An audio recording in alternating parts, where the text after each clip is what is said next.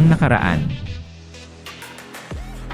Inabutan nga ni Master Gu ang anak ng 100 Sword Demon na binubugbog ang ama ng Special Investigator, kaya't ito ay kanyang pinagalitan, ngunit sumasagot-sagot lang ito sa kanya, kaya't ito ay kanyang sinampal ng pagkalakas-lakas. At binigyan din ng leksyon sa kanyang mga krimen hanggang sa ito ay makulong, kaya't abot langit naman ang pasasalamat ng ama ng biktima at natulungan siya ng ating bida. Sa isang napakagandang araw sa Nirvana Pavilion, makikita naman ang ikalawang prinsipe, at siya ay nakatayo sa harapan ng napakaraming mga special investigator. At ang ating bida ay napapaisip na ang akala niya na ang Bloodhaven Sword Demon at ang mga Sword Demons ang unang sasalungat sa kanya sa mga ginawa niya nitong mga nakaraang araw. Ngunit ang hindi niya inaakala ay manggagaling pala ito sa sarili niyang mga tao. At sa gitna nila ay nagsalita naman ang Senior Special Investigator, na ang pangalan ay Gok Myung, at sinabi niya na hindi niya makausap ang ikalawang prinsipe, dahil sa napakaraming tao sa kanyang opisina. At napatanong din naman si Master Go sa kanilang lahat, at sinabi niyang ano ba ang dahilan ng kanilang paghahanap sa kanya.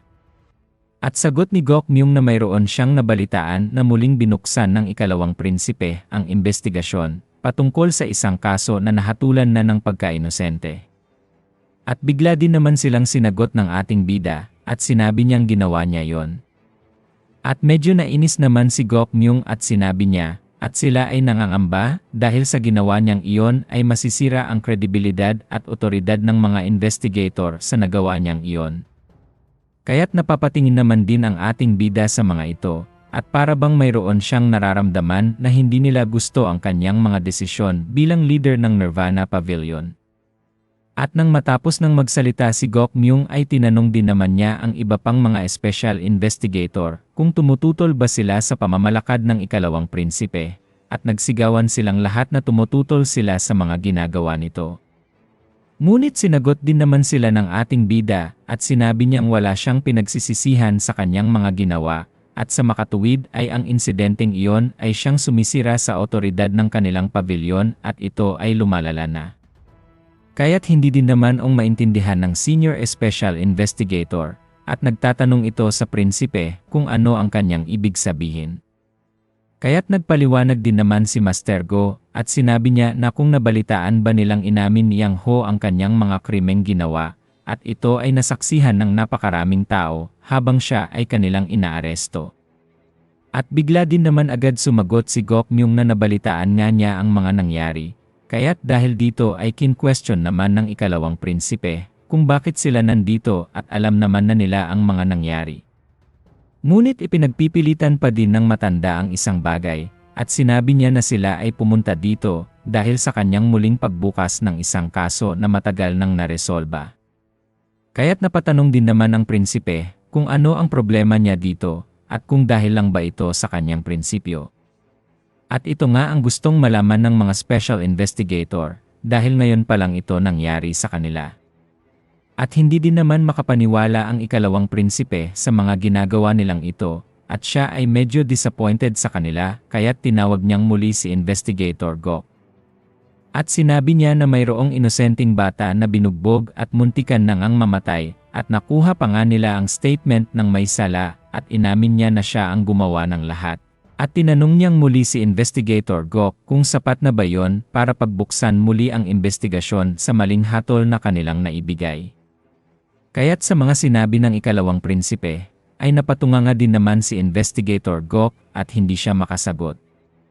Ngunit sa isang saglit lang ay nagsalita din naman ito at sinabi niyang wala na itong magagawa kahit nasabihin pa ng prinsipe na siya ay old-fashioned at ang pinakaimportante sa kanya ay pangalagaan ang prinsipyo ng kanilang organisasyon. At sa mga narinig na iyon ng ating bida ay nasabi niya na talagang ang kunat nga ng matandang ito at ayaw niyang tumanggap ng pagkakamali.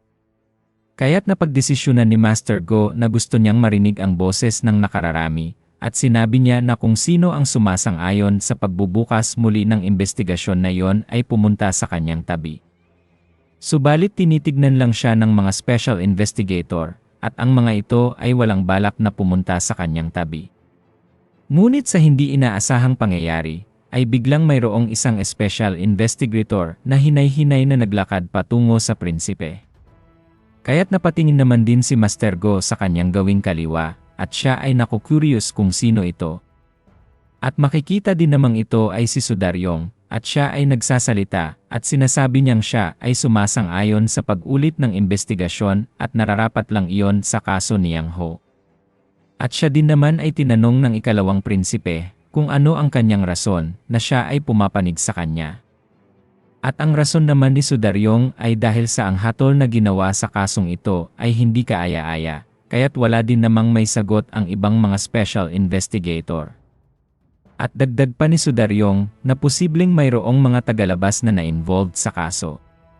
Kaya't dahil dito ay tinanong din naman niya agad ang lahat ng mga special investigator sa kanyang harapan, at sinasabi niya na kung sumasang-ayon din ba sila sa pinupunto ni Sudaryong. Ngunit sa laking gulat ni Investigator Gok, ay nakita niya ang ama ng biktima na binugbog ni Yang Ho, at habang papalapit naman ang lalaki, ay sinasabi nito na sumasang-ayon din siya sa lahat ng sinabi ni Sudaryong. At nang magharap ng sila ng ikalawang prinsipe, ay sinabi ng lalaki ang kanyang pangalan, siya ay si Ik-ho, at dagdag pa nito na siya ay nagpapasalamat sa lahat ng itinulong ni Master Go. At dahil dito ay itinanong din naman ng ating bida na kung naghilom na ba ang mga injury na kanyang natamo dahil sa pambubugbog ni Yang Ho. Kaya't napapatingin na lang din ang lahat ng mga special investigator na nagwewelga, at hindi sila makapaniwala sa interaksyon ng dalawa na pati ang ama ng biktima ng kaso na kanilang pinagbuksan muli ay sumasang-ayon sa mga desisyon ng prinsipe. At sa biglaang katahimikan ng lahat ay napatingin naman si Master Go sa kanyang gawing kaliwa, at parang mayroon siyang isang tao na gustong kumprontahin. Kaya't bigla din naman niyang tinawag ang isang special investigator na nagngangalang Junghwa, at nagulat naman ito nang siya ay tawagin ng ating bida. At tinanong pa siya ni Master Go kung siya na nga ba talaga ang investigator na in charge sa insidenteng iyon, at hinihingan din siya ng suhestyon kung sumasang-ayon din ba siya sa lahat na sinabi ng ikalawang prinsipe. Kaya't bigla din naman itong sumagot sa kanya, at sinabi ni Investigator Junghwa na inimbestigahan niya ang insidente ng mabuti. Ngunit para bang hindi naniniwala si Master Go, at meron pa ding pagdududa sa kanyang isipan. Bigla itong napatanong sa investigator na nagdahilan ng kanyang pagkagulat, at ang tanong ng prinsipe ay kung totoo bang tumanggap siya ng suhol. Subalit bigla din namang umiksena si Investigator Gok, at siya ay nagagalit sa sinasabi ng ikalawang prinsipe dahil pinagbibintangan niya ang kanyang mga tauhan. Ngunit ang isinagot naman ng ating bida ay ang pagpapalabas ng kanyang napakalakas na aura, at ito ay ang kanyang paraan para bigyan sila ng babala. At dahil sa inis ni Master Go, ay sinabihan niya ang matandang investigator na huwag magsasalita kapag hindi niya ito pinapayagan. Kaya't napahinto naman si Investigator Gok, at siya ay natakot sa sobrang lakas ng ikalawang prinsipe. At kapag hindi pa ito magtigil, ay siguradong may pagkakalagyan ang matanda. At inulit din naman muli ng prinsipe na kung si Investigator Junghwa ay mayroon nga ba talaga siyang nakulimbat na pera. Ngunit sa buong tapang ng lalaki ay sinabi niya at nangangako ito kapalit ng kanyang buhay na hindi siya tumanggap ng kahit anong klaseng suhol. At dagdag pa niyang sinabi sa prinsipe na kung hindi niya ito pinapaniwalaan, ay pwede niya itong paimbestigahan para malaman niya ang katotohanan. Ngunit sa mga nasaksihan ng ating bida, ay bigla naman siyang napangiti, at parang mayroon siyang kakaibang planong nabuo. At bigla din namang sinabi ni Master Go na kahit hindi na sabihin ni Investigator Junghwa dahil tapos na niya itong paimbestigahan, at totoo nga na hindi siya tumanggap ng kahit na anong suhol. Kaya't kinumpronta din naman siya ni Investigator Gok Myung, at sinabing kung nagpaimbestiga nga ba siya sa sarili niyang mga investigator, at sinasabi nito na bawal ang kanyang ginagawa. Ngunit sinagot din naman agad siya ng ating bida na ang kanyang ginawa ay isang special investigation, at ang lahat ng ito ay dahil sa direktang utos ng cult leader. Kaya't nagulat din naman agad si Investigator Gok Myung, at ayaw niyang mapasama sa paningin ng kanilang heavenly demon. At sa patuloy na pagsasalita ni Master Go, ay sinabi niya na naku-curious siya kung bakit nila pinagtatakpan ang investigasyon na ito, wala din naman silang nakuhang suhol. At sinagot din naman agad siya ni Investigator Junghwa na hindi niya ito pinagtatakpan at bumabase lang siya sa kanyang mga nakalap na ebidensya. Ngunit hindi pa nga ito natatapos magsalita, ay bigla din namang nagtanong ang ikalawang prinsipe kung siya nga ba ay tinatakot ng mga taong iyon gamit ang kaligtasan ng kanyang kapatid na babae. At dagdag pa ng prinsipe na base sa mga resulta ng investigasyon na kanilang ginawa sa kanya, ay napakalinis niyang tao at imposibleng tumanggap siya ng suhol. At hindi nga din makapaniwala si Master Go na mayroon pa palang tao na katulad niya, natatanggi pa sa pera dahil sa kanyang prinsipyo. At totoo ngang napakalinis niyang tao, kaya't nagugulat din naman si Investigator Junghwa sa sinasabi ng ating bida. Subalit hindi pa naman tapos ang pagtatanong ni Master Go, at sinabi niya na bakit ito magagawa ng isang napakabuting tao at pagtakpan ang investigasyon. At dagdag pa niya na mayroong isang kahinaan si Junghwa at ito ay ang kanyang nakababatang kapatid na babae at ito ay ang kanyang natatanging pamilyang natitira sa kanya. Kaya't wala din namang masabi si Junghwa dahil totoo nga ang sinasabi ng ikalawang prinsipe at napatanong din naman si Investigator Gokmyung kung totoo nga bang tinakot siya ng mga taong involved sa kaso. Ngunit nang wala itong maisagot sa kanya, ay bigla din namang nagalit ang matanda at sinabi nito na magsalita na siya kung ito ba ay tinakot para gawin niya ang mga bagay na yon. Kaya't sa mga pangyayaring ito ay napapaisip naman ang ating bida na alam niya kung bakit dinala ni Gokmyung ang lahat ng mga special investigator para magreklamo sa kanya patungkol sa insidente. At si Junghwa ay isa sa paboritong investigator ng matanda, at ang gusto lang niya ay hindi magkaroon ng mga bad record si Junghwa dahil siya nga ang humahawak sa kasong iyon. At dahil dito ay napasabi din naman ang ikalawang prinsipe na hindi na mag-alala si Investigator Junghwa sa kanyang kapatid na babae. Kaya't nagtataka din naman agad ang mga ito kung ano ang ginawa ni Master Go. At dagdag pa niyang sinabi na nag-utos na siya ng mga warrior na pumunta sa kanilang bahay para protektahan ang kanyang kapatid at hanggang matapos ang insidenteng ito ay siguradong magiging ligtas ang kalagayan nito sa kanilang bahay. Kaya't napapatulala na lang siya at hindi niya maintindihan ang mga nangyayari. At bigla itong napatanong sa ikalawang prinsipe kung totoo ba ang sinasabi ni Master Go. At walang ano-ano ay sinagot din naman siya na tunay ang kanyang mga sinabi, kaya't bigla din namang napaluha si Investigator Junghwa at hindi niya maipaliwanag ang saya na kanyang nararamdaman ngayon.